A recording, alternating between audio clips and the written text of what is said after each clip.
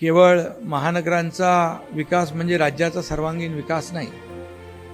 जिल्हा तालुका हे विकासाचं केंद्रबिंदू झालं पाहिजे आणि आज खऱ्या अर्थाने महास्ट्राईडचा तोच उद्देश आहे. आणि आज महाराष्ट्राचा सस्टेनेबल विकास व्हायला हवा तर खऱ्या अर्थाने आपण या महास्ट्राईडला पुढे नेलं पाहिजे. गेल्या 3 वर्षात या विकासाला वेग आलेला आहे.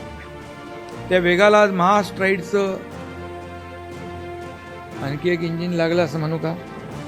कारण डबल इंजिन आहे. आणि आपले प्रशासकीय अधिकारी कर्मचारी सगळेच चांगलं काम करतात. त्यांच्या मदतीला आता महास्ट्राईड ऑपरेशन येणार आहे. ही एक प्रकारे आपली कॅपॅसिटी बिल्डिंग आहे.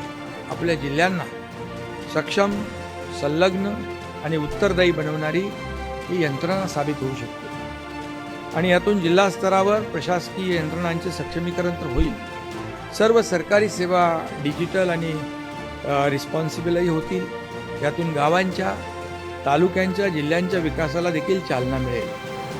प्रशासकीय सुधारणा झाल्यानंतर विकासाची गंगा नक्कीच अवतरेल. स्थानिक उद्योग, रोजगार वाढतील.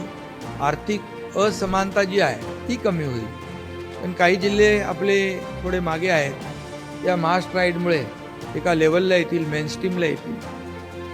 आणि रस्ते, वीज, पाणी, शिक्षण, आरोग्य सुविधा ग्रामीण भागात देखील पोहोचल्यास त्यांचंही जीवनमान उंचावेल, सुधारेल.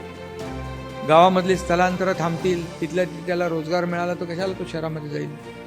आणि सामाजिक समताही वाढेल. हा विकास ही महाराष्ट्राच्या समृद्धीची खऱ्या अर्थाने गुरुकिल्ली ठरेल. हीच किल्ली महास्ट्राईडने व्हावे अशा मी त्यांना शुभेच्छा देतो.